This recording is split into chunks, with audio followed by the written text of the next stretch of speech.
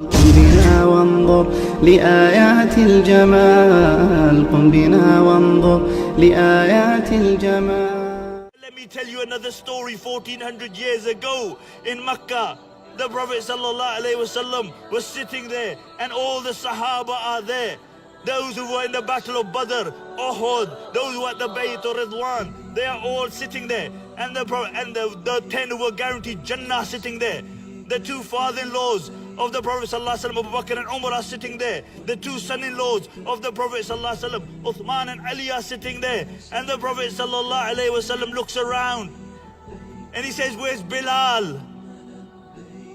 He says, "Where's Bilal?" And Bilal stands up. He said, "Bilal, climb on the roof of the Kaaba and give the adhan." The roof of the Kaaba was the most holiest roof, not just to the Muslims, but also to the mushrikeen, because the Prophet ﷺ wanted to show a token of the society that he came to create, that Bilal left the servitude of man and he went into the servitude of the Lord of man. And this is how Allah subhanahu wa ta'ala elevated him.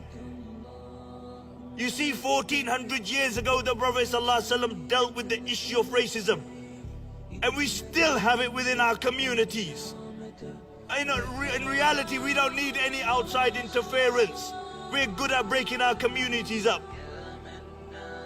When Abu Dharr radiallahu anhu said to Bilal, "Ya ibn Sauda," "Oh, you son of a black woman," Bilal radiallahu anhu went to the Prophet ﷺ and he complained. And the Prophet ﷺ called Abu Dharr and he said, "Oh Abu Dharr, did you actually say that?" And he said, "Yes, O Messenger of Allah." And the Prophet ﷺ said, "Innaka imran fika al-jahiliyyah." He said, "You're a man who still has the traits of ignorance in him." And then the Prophet ﷺ said an amazing thing. He said, "I, Muhammad, am equally the son of a black woman as I am a white woman," because he was breastfed by a black woman. You see the society that the Prophet ﷺ came to create 1400 years ago. He saw Bilal suffering. How was Bilal elevated? Bilal radiallahu anhu was being tortured and the Prophet ﷺ walked past. And he said to the Sahaba, he said, "Is there anybody who can buy Bilal?" And Abu Bakr radiallahu anhu goes. And he goes to Umayyah. He says to him, "Sell me Bilal." And Umayyah says, "I'll sell him because you corrupted him in the first place." And he said, "How much?" He said, "I'll sell him for 10 gold coins." And Abu Bakr radiallahu anhu goes home and he brings 10 gold coins and he gives it to him. And he takes the 10 gold coins and he begins to laugh. And Abu Bakr radiallahu anhu says, "What's making you laugh?" He said, "I swear by Allah, if you had haggled with me and you had offered me 1 gold coin for Bilal, I would have accepted 1 gold coin." And Abu Bakr radiallahu anhu said, "I swear by Allah, Umayyah, if you had haggled with me and you had asked me for 100 gold coins for Bilal, I would have given you 100 gold coins."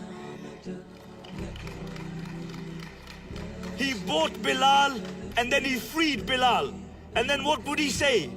He would say, "Bilal, Sayyiduna Bilal, Bilal is my master."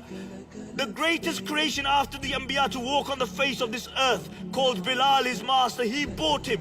What would Umar Abdul Khattab say? The second greatest creation to walk on the face of this earth. He would say, "Abu Bakr Sayyiduna wa ataka Sayyidana." Abu Bakr is our master and he freed our master. And today, you have these beautiful masjids, £1,000,000 masjid. You call it Masjid Bilal. But if Bilal came, you would allow Bilal to become a committee member because he doesn't come from your village or your country. You call it Masjid Salman al-Rumi, Salman the Roman, the white man. But if Salman came, "Oh, nah, ya akhi, sorry, you're not from Egypt, you're not Masri. We can't allow you to become a committee member." Possibly Husni Mubarak, yes, you know.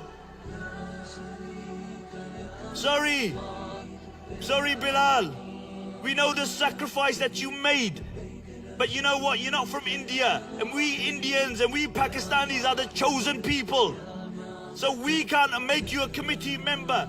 1400 years ago, and you still have the same problem. The Prophet ﷺ said to Abu Dhar, you are a man who has the traits of Jahiliyyah in you. You have the traits of Jahiliyyah in you. And then the Prophet ﷺ said, whoever has the traits of Jahiliyyah, he will dwell in the fire of Jahannam. And the Sahaba said, in Sama wa in Salah, even if he prays or fasts, the Prophet ﷺ said, in Sama wa in Salah, even if he prays or he fasts, he will dwell in the fire of Jahannam. Let me make this quite clear. There's many muftis. If I'm wrong, they can rectify me afterwards. To be racist is as haram as eating a pork sandwich.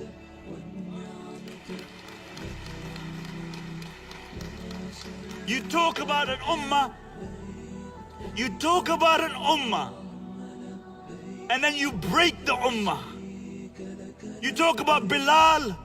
Let me tell you, if that's your approach in your organization or in your homes, then take Bilal next time you read a book. Say, oh, forget, we omit Bilal, we omit Salman, we omit Suhaib, because they're not the right type for us.